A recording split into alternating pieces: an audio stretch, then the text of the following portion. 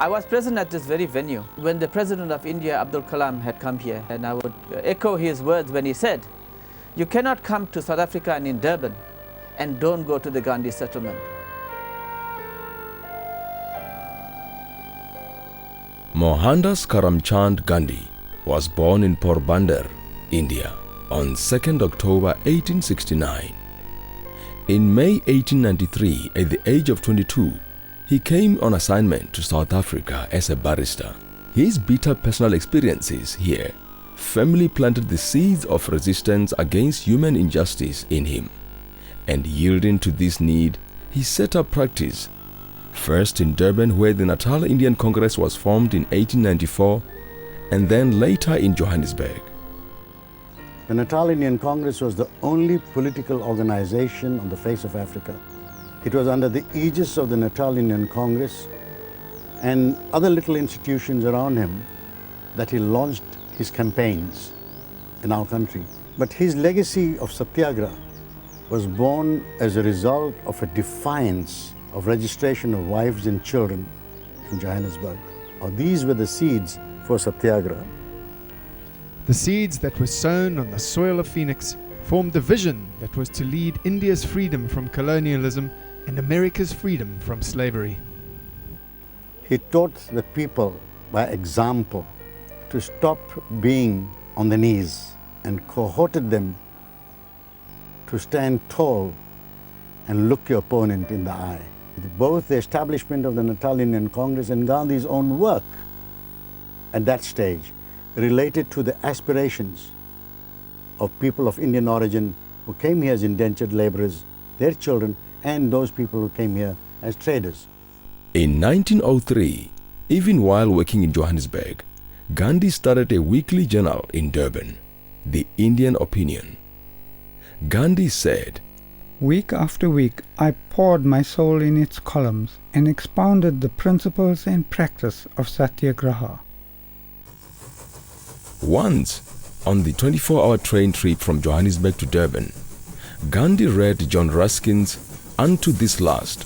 Gandhi wrote, "The book was impossible to lay aside once I had begun it. It gripped me. I could not get any sleep. I determined to change my life according to the ideals of the book." Treat the servant kindly with the idea of turning his gratitude to account, and you will get, as you deserve, no gratitude nor any value for your kindness. But treat him kindly, without any economical purpose, and all economical purposes will be answered, in this as in all other matters. John Ruskin, Unto This Last. It was his readings and his own consciousness, inspired by Ruskin, Tolstoy, that he conceived of the idea of establishing Phoenix settlement. Gandhi proposed that Indian opinion should be removed to a farm on which everyone should labor, drawing the same living wage and attending to the press work in their spare time. Thus, in 1904, Phoenix settlement was born. He bought this property and established Phoenix settlement in 1904 on the basis of a commune and to be living in community with as little reliance on the outside world.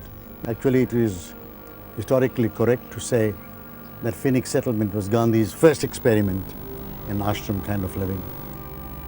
He brought his relatives and his children and his well-wishers and his sympathizers. Alongside them was one called Herman Kallenbach, who also had a piece of ground adjacent to this. And these two pieces of ground were consolidated and created into the Phoenix settlement. Phoenix settlement became the crucible of Gandhi's experiments with truth, communal living, diet, religion, health, finance and politics that shaped world history. These personal experiments influenced many people who came into his ambit. When the political struggle shifted to Johannesburg after 1906, with the Asiatic Act and Immigration Act being imposed, Gandhi, with the help of his Jewish architect friend, Herman Kallenbach, established a similar settlement in the Transvaal. Kallenbach called it Tolstoy Farm. This became the base for the gigantic Satyagraha movement, fueled by the Indian opinion in Phoenix. At the conclusion of the Satyagraha struggle in 1914, Gandhi left the shores of South Africa for the last time.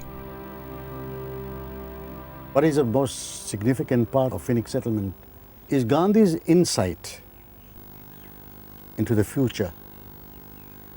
In 1913, the notorious Land Act in South Africa was passed, which dispossessed African people of their own land.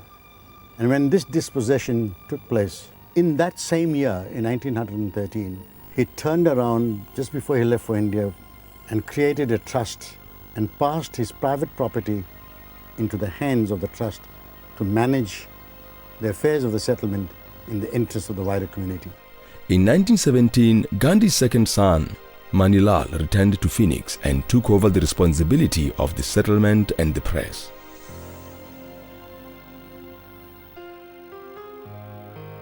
As the original buildings began to suffer the ravages of rust and wood borer, the press was moved up from near the stream into the newer building. Gandhi's original house, Sarvodaya, was rebuilt using asbestos and used as a prayer hall. With the help of Kallenbach in 1950, a new house for the family was built using cement. When we moved to this house, that house was already deteriorating, so it had to be destroyed. In order to get rid of the borers and all that, we had to bring it down completely.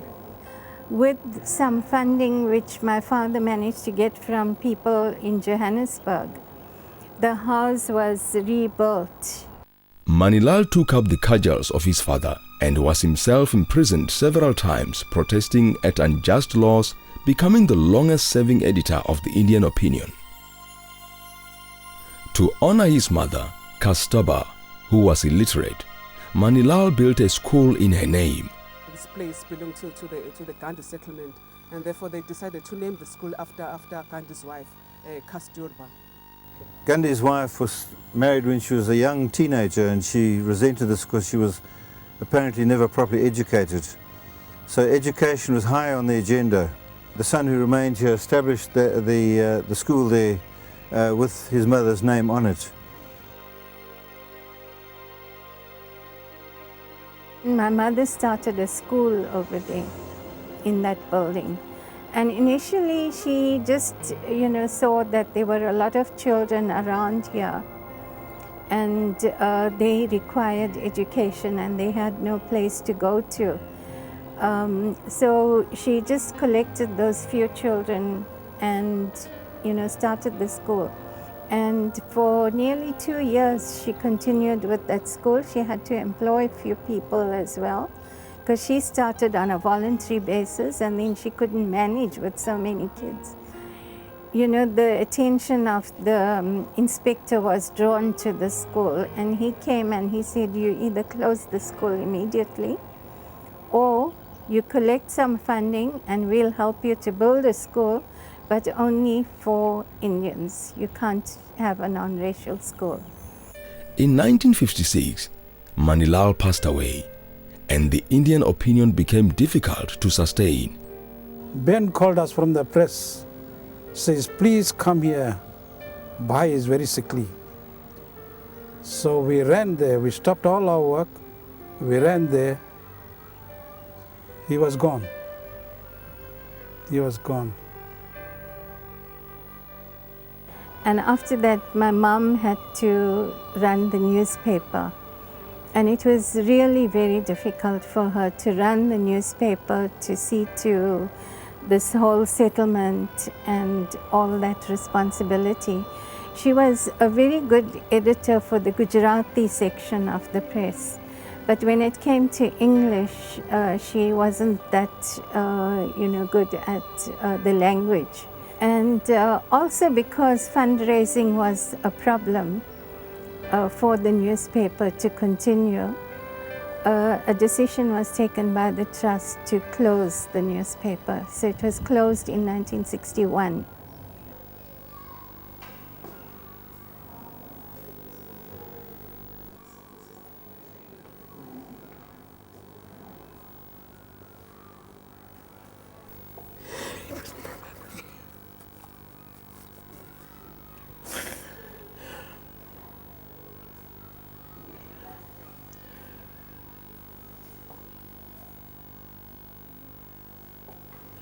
I was 17 years old that time.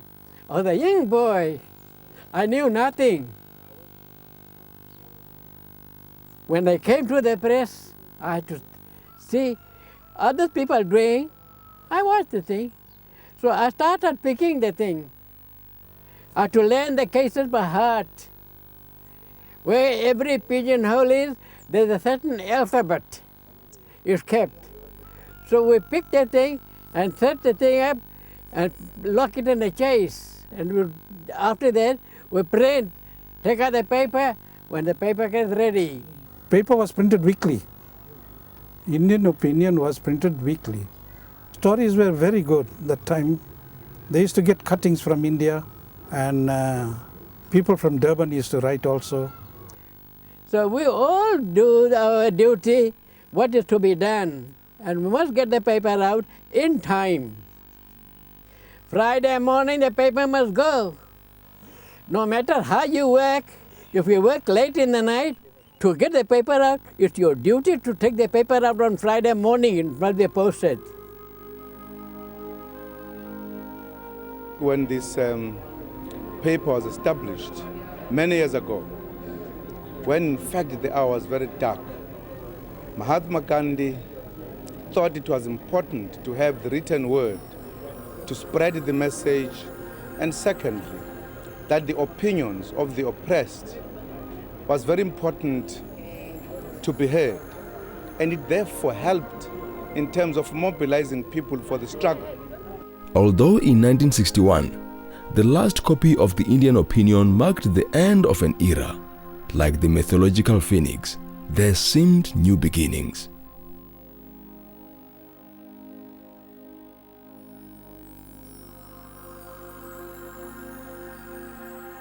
They had to go for medical attention all the way to King Edward Hospital.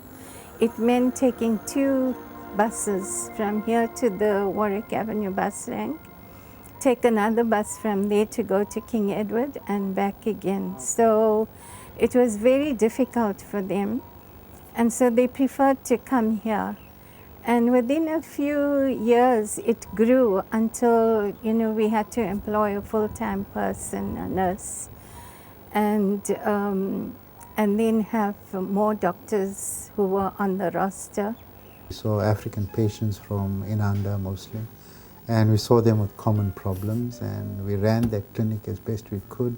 It was always difficult to get the right drugs and so on, but we had people who helped us.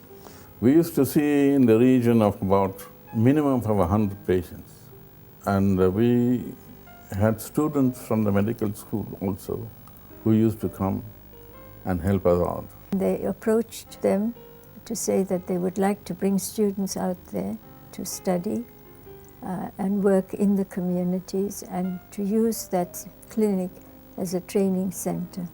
They were asked to stay for 2 weeks at the home, Gandhi's house, Manilal Gandhi's house, the house on the top.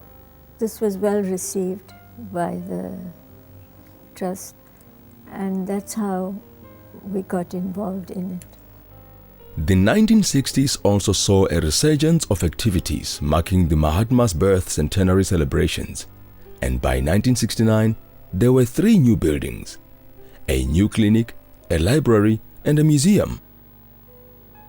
I was very honored to have taken part in that function.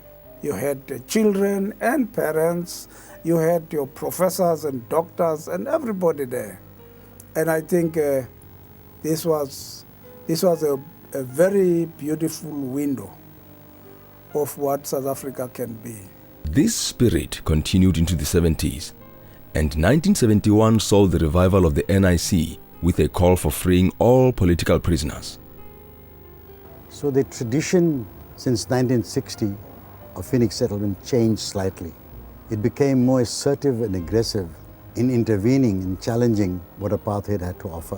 In 1971, the first call for the release of Nelson Mandela and all political prisoners, the return of exiles and the unbanning of individuals and organizations was made here at Phoenix settlement in January of 1971. In the same year, in April of 1971, the ad hoc committee for the revival of the Natal Indian Congress held its first meeting here.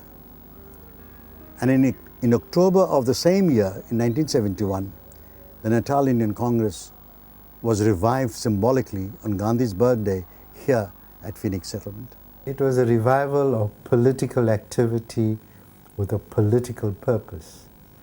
And if the catalyst was the release of political prisoners, which was important in itself, that's fine. And I think that's what many of us saw it as.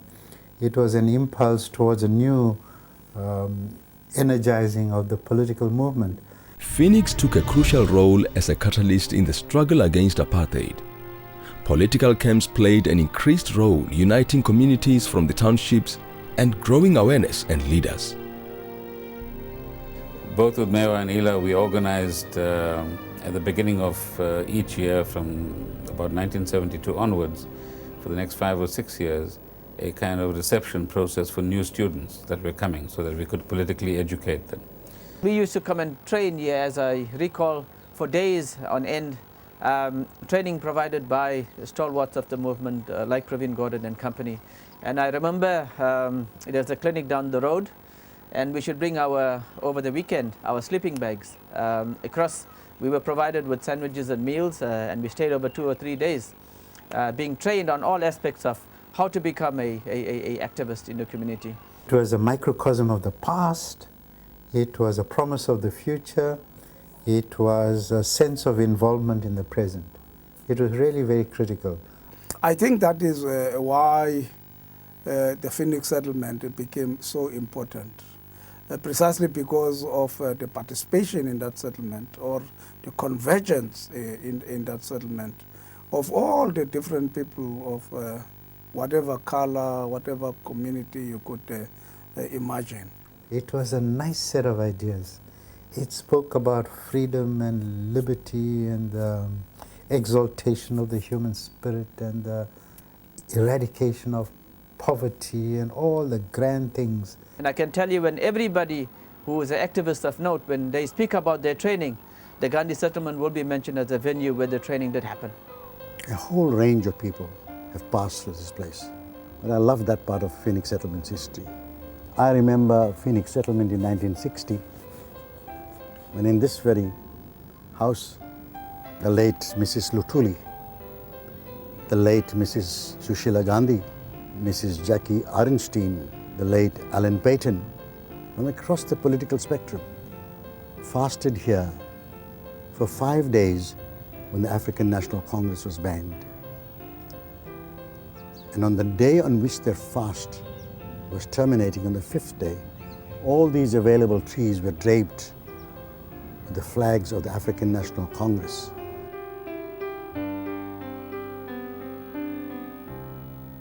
So basically, it was a reaffirmation of the history of Phoenix and an affirmation for that generation as to in which direction we as South Africans should be moving. I mean, it's difficult for people who live today to even understand. And where not many members of the public in the mid-1970s would even want to be associated with anybody called a political activist, because it meant Robben Island, it meant somebody getting detained or jailed or having to go away into exile. Years later, in 1983, the United Democratic Front, the UDF, thought it important for it to hold its first national executive meeting here at Phoenix Settlement. Phoenix Settlement assumed for itself this kind of a profile over a period of time, to such an extent that in that period it was mentioned in the apartheid parliament that we want to warn certain people on Phoenix Settlement that we know what's going on there and we will crush it. This phase in the history of the settlement flowed into feverish intensity until, like the Phoenix Bird of Law, the settlement succumbed to ashes in the peak of apartheid violence in 1985.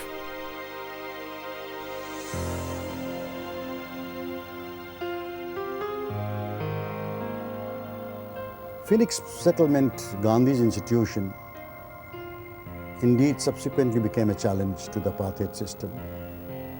A challenge to such an extent that it had to be destroyed. Within 3 days, there was not a single Indian person of Indian origin living in Inanda. They were driven out. The houses torched. There is video evidence to establish that these were not local people. Phoenix settlement was the last stop. They burnt and destroyed the school, of all things. They tried to destroy the clinic, they failed, they shot the window panes, etc. They failed to destroy the museum and the library because formidable walls.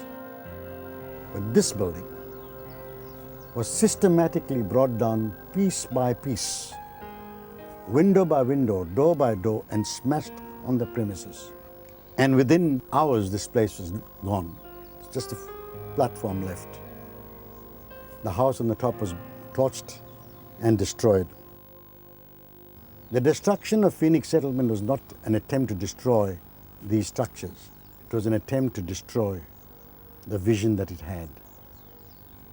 I came when the house was trashed with a cameraman from Indian TV. He was in the Edward Hotel and he was apprehensive about coming in. I brought him, and I can still remember he was halfway through filming with this huge camera on his shoulder and he burst into tears. He said, "I can't believe what's happened to this house." In post-apartheid South Africa, Gandhi's house was resurrected for the third time in the year 2000 when President Thabo Mbeki declared it a national monument. We negotiated with the democratic government, which took over the responsibility and earmarked 2 million rand for the rebuilding of Phoenix settlement to its pristine glory. We suddenly got a phone call to say we must rebuild the house in 14 days. They worked 24 hours a day, but luckily it's a very humble little house. It was easy to do that. And it's got no plumbing. The toilets, Gandhi used a bucket. He washed outside. Fortunately, there were very accurate old photographs which we were able to scan with a computer.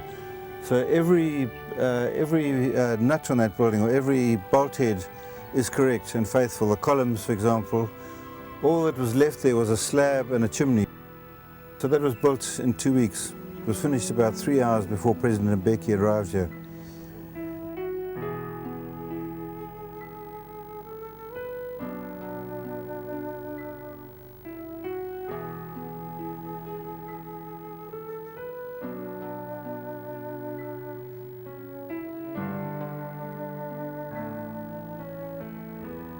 Today, Phoenix enjoys another chapter as host to national and international dignitaries, growing the legacy of the Mahatma through its publications and programs of nonviolence and truth.